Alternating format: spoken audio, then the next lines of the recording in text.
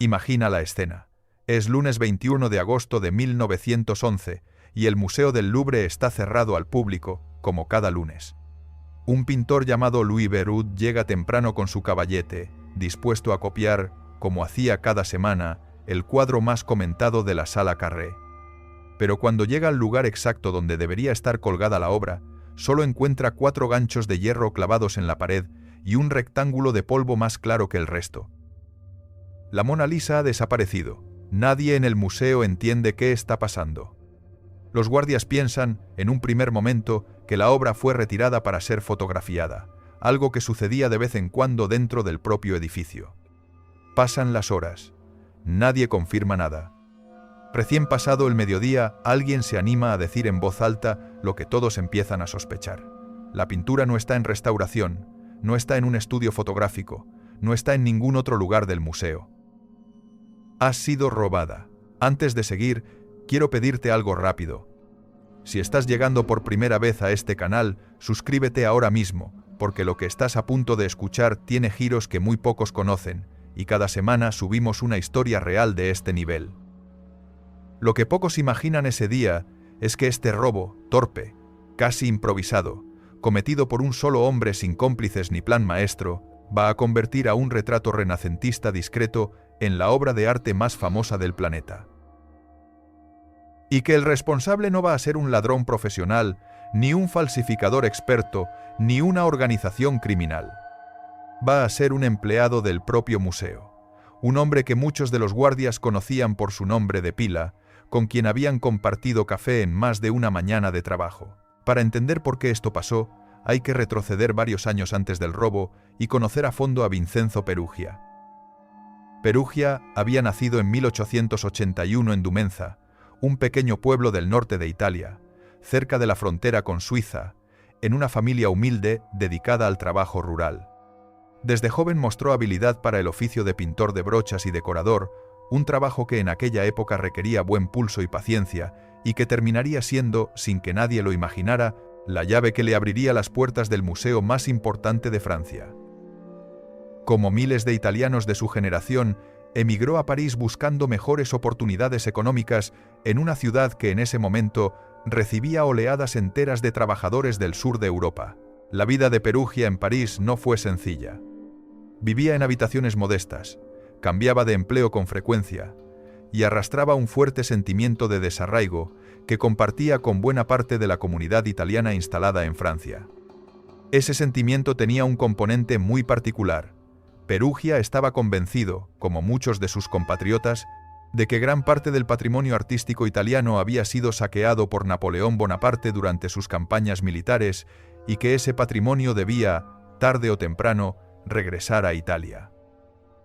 Esta idea, que en un primer momento parecía apenas una opinión más entre trabajadores inmigrantes, terminaría convirtiéndose en la excusa moral con la que Perugia justificaría, años después, uno de los robos más comentados de la historia. Consiguió empleo en una empresa que realizaba trabajos de mantenimiento y protección de obras para el Louvre, y allí, durante meses, se dedicó a instalar vidrios protectores sobre distintas pinturas del museo, incluida, justamente, la Mona Lisa. Este detalle es clave. Perugia no entró al Louvre como un extraño una única vez. Entró y salió decenas de veces, en distintos horarios, conociendo cada pasillo, cada puerta de servicio, cada rutina de los guardias. Conocía el museo mejor que muchos de los propios empleados de planta. Vale la pena detenerse un momento en cómo funcionaba la seguridad del Louvre en esa época, porque explica por qué un robo así fue posible. El museo albergaba miles de obras, pero contaba con un número de guardias absolutamente insuficiente para vigilar semejante cantidad de salas. No existía un inventario fotográfico completo y actualizado de todas las piezas. Las obras se movían con frecuencia por trabajos de limpieza o restauración sin dejar registro claro, y decenas de trabajadores externos, pintores, vidrieros, carpinteros, circulaban a diario por zonas que hoy serían consideradas de máxima seguridad. En ese contexto, un hombre con overol de trabajo, cargando algo envuelto bajo el brazo, no llamaba la atención de nadie. Era, literalmente, parte del paisaje cotidiano del edificio. Si esta historia te está atrapando, dale like ahora, porque eso ayuda muchísimo a que el vídeo llegue a más gente que, como tú, disfruta de estos misterios reales. La noche anterior al robo, según reconstruyó después la investigación, Perugia se quedó escondido dentro del edificio. Se metió en un armario de artículos de limpieza y esperó, en silencio, a que el museo cerrara sus puertas y el último empleado se retirara. Cuando la sala Carré quedó completamente vacía, salió de su escondite, se acercó al cuadro, lo descolgó de la pared con calma y lo llevó a una escalera de servicio poco transitada. Ahí, sin apuro, retiró el marco de madera y el vidrio protector que él mismo había colocado meses antes y se quedó únicamente con el panel liviano de madera de álamo sobre el que Leonardo había pintado la obra 400 años atrás. Envolvió el panel en su propia bata de trabajo, lo escondió bajo el brazo y salió caminando por una puerta lateral, la misma que usaba todos los días para entrar a trabajar. Hubo incluso un pequeño contratiempo que hoy resulta casi cómico. Al llegar a una de las salidas, Perugia se encontró con la puerta cerrada con llave y tuvo que quitarle el picaporte con una herramienta que llevaba encima para poder abrirla.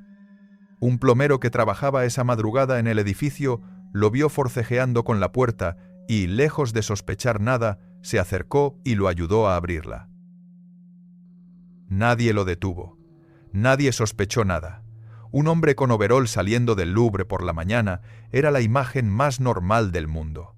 Antes de contarte lo que pasó después, activa la campanita de notificaciones, porque esta semana vamos a subir otro caso todavía más insólito, y no quiero que te lo pierdas. Lo que siguió fue un escándalo que sacudió a Francia entera. La prensa se lanzó sobre la noticia con una voracidad nunca vista. Los diarios publicaban ediciones especiales. Algunos llegaron a insinuar que el propio director del Louvre había orquestado el robo como maniobra publicitaria, y las autoridades, presionadas por la opinión pública, llegaron incluso a cerrar temporalmente las fronteras del país para revisar los equipajes de quienes salían de Francia, por temor a que la obra ya hubiera cruzado al extranjero. El propio museo cerró sus puertas durante una semana completa para permitir que la policía investigara sala por sala. Para liderar la investigación se llamó a Alphonse Bertillon, uno de los criminólogos más respetados de Francia, pionero en el uso de huellas dactilares para identificar sospechosos. Bertillon logró levantar una huella del marco abandonado en la escalera de servicio, pero cometió un error que hoy resulta increíble. En los archivos policiales de la época solo se guardaban las huellas del pulgar derecho de cada persona fichada, mientras que la huella hallada en la escena correspondía al pulgar izquierdo.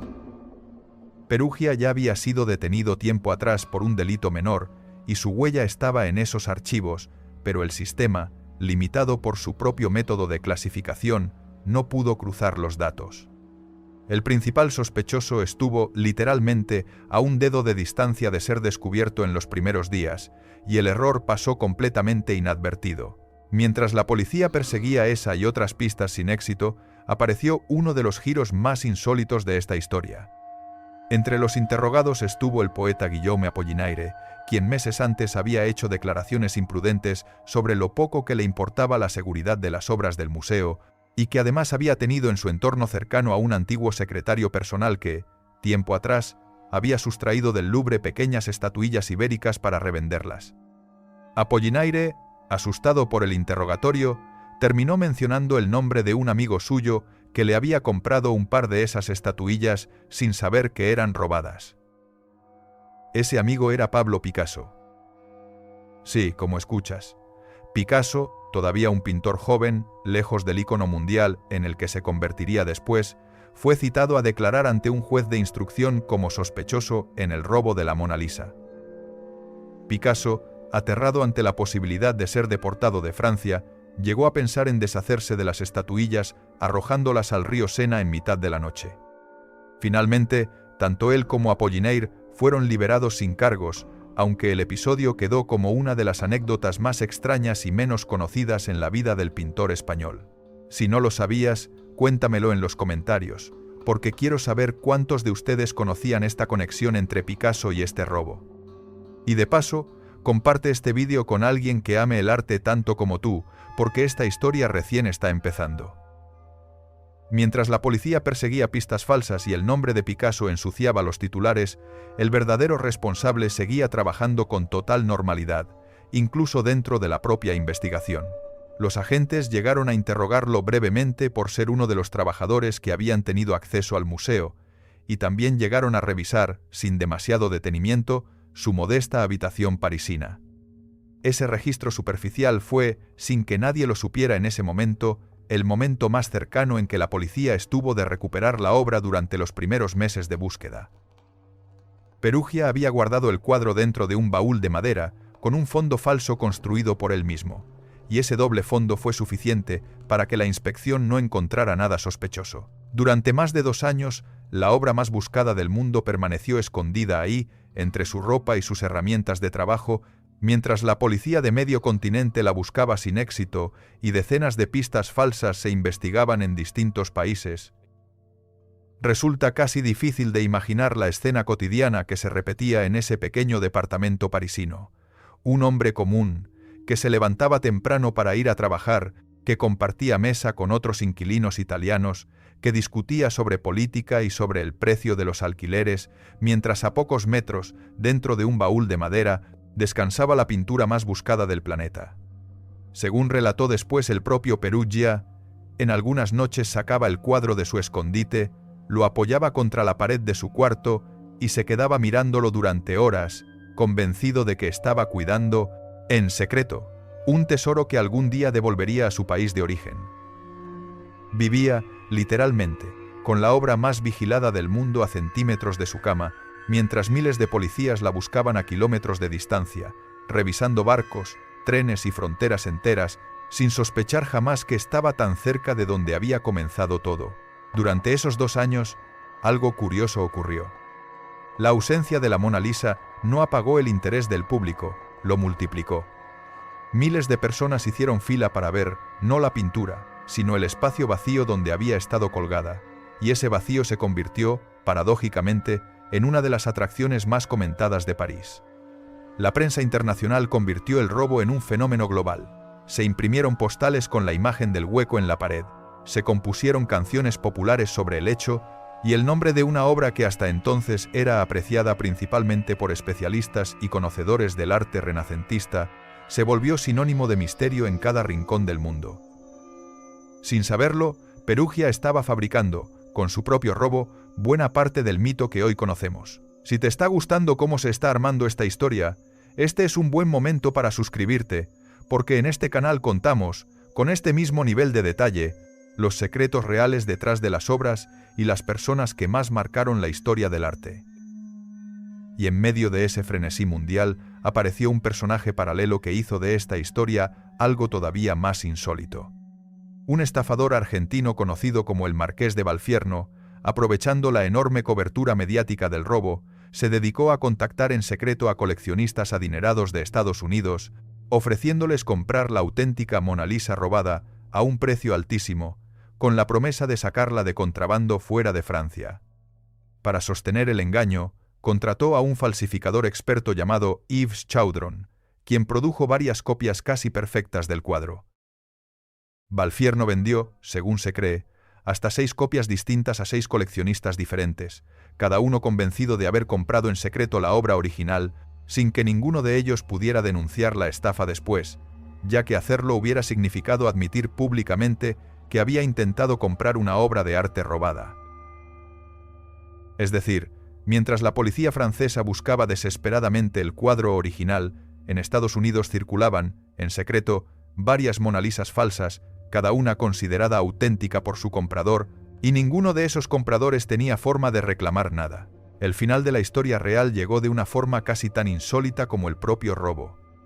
A fines de 1913, Perugia, ya instalado nuevamente en Italia con la obra todavía escondida, contactó a un reconocido anticuario de Florencia llamado Alfredo Geri, ofreciéndole vender la pintura por una suma de dinero considerable. Utilizó el mismo argumento patriótico que había cultivado durante años, que la obra de Leonardo, un artista italiano, merecía regresar a su país después de haber sido, según él, robada originalmente por Napoleón durante sus campañas militares en Italia. Geri, sospechando que podía tratarse de la obra auténtica, avisó de inmediato al director de la Galería Uffizi y organizó un encuentro con Perugia en un hotel de Florencia.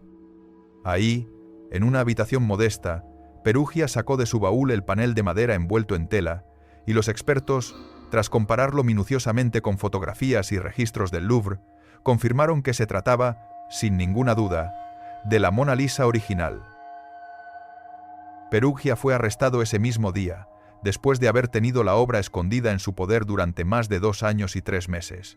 Antes de seguir, te pido un favor rápido. Si llegaste hasta acá, dale like al video y suscríbete si todavía no lo hiciste, porque eso es justamente lo que ayuda a que este canal siga creciendo y podamos seguir trayendo estas historias reales, contadas con el detalle que se merecen. En el juicio que siguió, celebrado en Italia y seguido con enorme atención por la prensa de varios países, Perugia se presentó no como un criminal común, sino como un patriota que había querido devolverle a Italia lo que consideraba legítimamente suyo. Su defensa insistió en el argumento del saqueo napoleónico, aunque los historiadores señalan que la Mona Lisa, en realidad, había llegado a Francia de manera legítima siglos antes, comprada directamente por el rey Francisco I al propio Leonardo da Vinci, y no como parte de ningún botín de guerra. Ese detalle, sin embargo, importó poco a la opinión pública italiana, que lejos de condenar a Perugia, lo trató casi como a un héroe nacional. Fue condenado a poco más de 1 año de prisión, una pena mínima si se compara con el valor histórico y económico del objeto robado, y terminó cumpliendo apenas unos meses gracias a una serie de reducciones de pena. La obra, después de ser exhibida brevemente en varias ciudades italianas ante multitudes que hacían fila durante horas para verla, fue devuelta finalmente al Louvre a comienzos de 1914, escoltada como si se tratara de un jefe de Estado. Desde entonces, nunca volvió a salir de Francia salvo en contadas ocasiones diplomáticas muy custodiadas. El robo también dejó una huella profunda en la forma en que los museos de todo el mundo entendieron la seguridad de sus colecciones. Antes de 1911, era habitual que las grandes pinacotecas europeas confiaran en la honestidad de sus propios trabajadores y en sistemas de vigilancia mínimos, casi artesanales.